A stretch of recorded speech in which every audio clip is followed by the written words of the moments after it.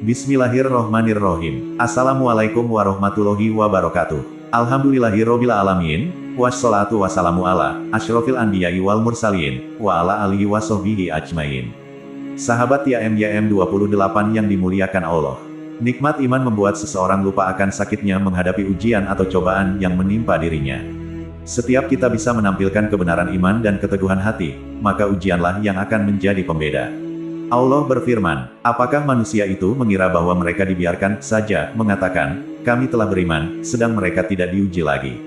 Sungguh kami telah memuji orang-orang yang sebelum mereka, maka sungguh Allah mengetahui orang-orang yang benar dan sungguh Dia mengetahui orang-orang yang dusta.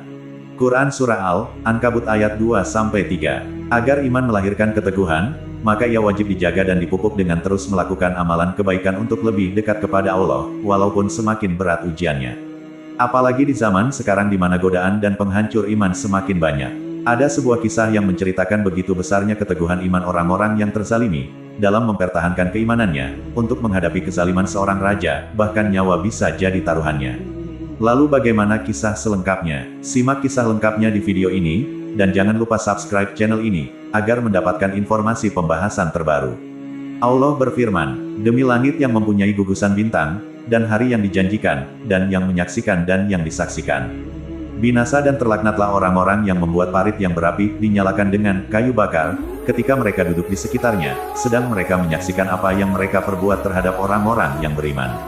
Dan mereka tidak menyiksa orang-orang mukmin itu melainkan karena orang-orang mukmin itu beriman kepada Allah yang Maha Perkasa lagi Maha Terpuji, yang mempunyai kerajaan langit dan bumi, dan Allah Maha menyaksikan segala sesuatu. Quran Surah Al-Buruj ayat 1-9. Selain diceritakan dalam Al-Quran Surah Al-Buruj, kisah ini disebut kisah Ashabul Ukhdud yang diriwayatkan lengkap dalam sebuah hadis, yang disampaikan dari Suhaib, bahwa Rasulullah Shallallahu Alaihi Wasallam bersabda, dahulu ada seorang raja dari golongan umat sebelum kalian, ia mempunyai seorang tukang sihir. Ketika tukang sihir tersebut berada dalam usia senja, ia mengatakan kepada raja, bahwa ia sudah tua dan ia meminta, agar dikirimkan anak yang akan jadi pewaris ilmu sihirnya. Maka ada seorang anak yang diutus padanya. Tukang sihir tersebut lalu mengajarinya. Di tengah perjalanan ingin belajar, anak ini bertemu seorang rahib, dan ia pun duduk bersamanya dan menyimak nasihat si rahib. Ia pun begitu takjub pada nasihat-nasihat yang disampaikan si rahib. Ketika ia telah mendatangi tukang sihir untuk belajar, ia pun menemui si rahib dan duduk bersamanya. Ketika terlambatnya mendatangi tukang sihir, ia dipukul, maka ia pun mengadukannya pada rahib. Rahib pun berkata, jika engkau khawatir pada tukang sihir tersebut, maka katakan saja bahwa keluargaku menahanku. Jika engkau khawatir pada keluargamu, maka katakanlah bahwa tukang sihir telah menahanku. Pada suatu saat ketika di waktu ia dalam keadaan yang demikian itu, lalu tibalah ia di suatu tempat, dan di situ ada seekor binatang besar yang menghalangi orang banyak. Anak itu lalu berkata, pada hari ini saya akan mengetahui, apakah penyihir itu yang lebih baik ataukah rahib itu. Ia pun mengambil sebuah batu kemudian berkata, ya Allah, apabila perkara rahib itu lebih dicintai di sisimu daripada tukang sihir itu, maka bunuhlah binatang ini sehingga orang-orang banyak dapat berlalu. Lalu ia melempar binatang tersebut dan terbunuh. Lalu orang-orang bisa lewat. Lalu ia mendatangi rahib dan mengabarkan hal tersebut. Rahib tersebut pun mengatakan, wahai anakku, saat ini engkau lebih mulia dariku. Keadaanmu sudah sampai pada tingkat sesuai apa yang saya lihat. Sesungguhnya engkau akan mendapat cobaan, maka jika benar demikian, janganlah menyebut namaku. Anak itu lalu dapat menyembuhkan orang buta dan yang berpenyakit kulit. Ia pun dapat menyembuhkan orang-orang dari berbagai macam penyakit. Berita ini pun sampai di telinga sahabat dekat raja yang telah lama buta.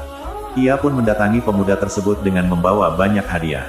Ia berkata pada pemuda tersebut, ini semua bisa jadi milikmu asalkan engkau menyembuhkanku.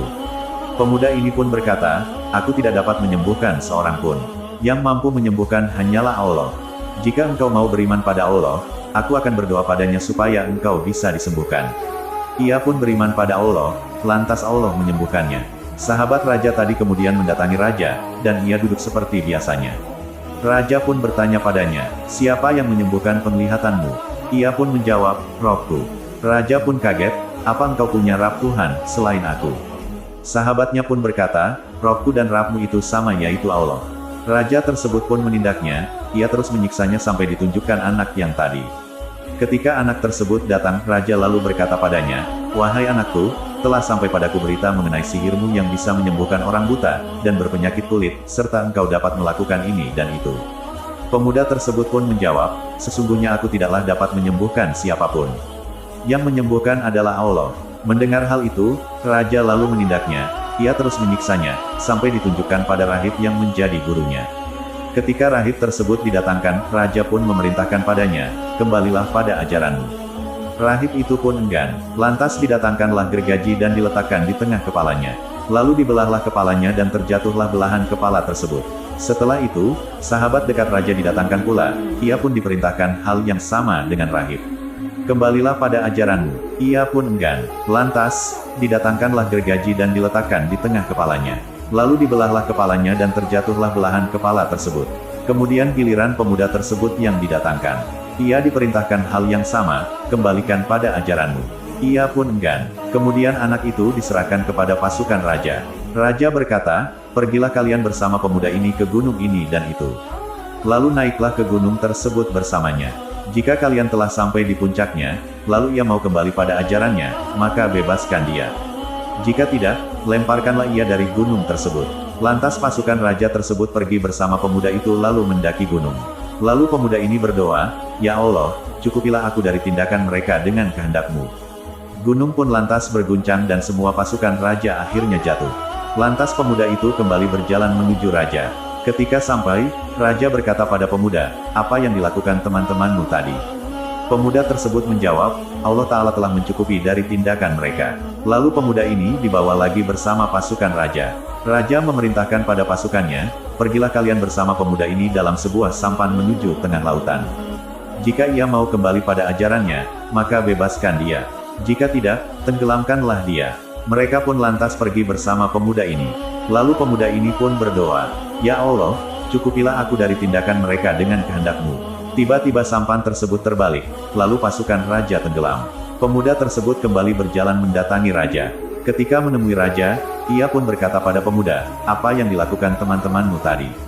Pemuda tersebut menjawab, Allah Ta'ala telah mencukupi dari tindakan mereka. Ia pun berkata pada raja, engkau tidak bisa membunuhku sampai engkau memenuhi syaratku. Raja pun bertanya, apa syaratnya? Pemuda tersebut berkata, kumpulkanlah rakyatmu di suatu bukit. Lalu saliblah aku di atas sebuah pelepah. Kemudian ambillah anak panah dari tempat panahku, lalu ucapkanlah, Bismillah Robil Gulam, artinya, dengan menyebut nama Allah Tuhan dari pemuda ini. Lalu panahlah aku karena jika melakukan seperti itu, engkau pasti akan membunuhku. Lantas rakyat pun dikumpulkan di suatu bukit. Pemuda tersebut pun disalib di pelepah, lalu raja tersebut mengambil anak panah dari tempat panahnya kemudian diletakkan di busur. Setelah itu, ia mengucapkan, Bismillah Robil Gulam, artinya, dengan menyebut nama Allah Tuhan dari pemuda ini. Lalu dilepaskan dan panah tersebut mengenai pelipisnya. Lalu pemuda tersebut memegang pelipisnya tempat anak panah tersebut menancap, lalu ia pun mati. Rakyat yang berkumpul tersebut lalu berkata, kami beriman pada Tuhan pemuda tersebut. Kami beriman pada Tuhan pemuda tersebut. Raja datang, lantas ada yang berkata, apa yang selama ini engkau khawatirkan?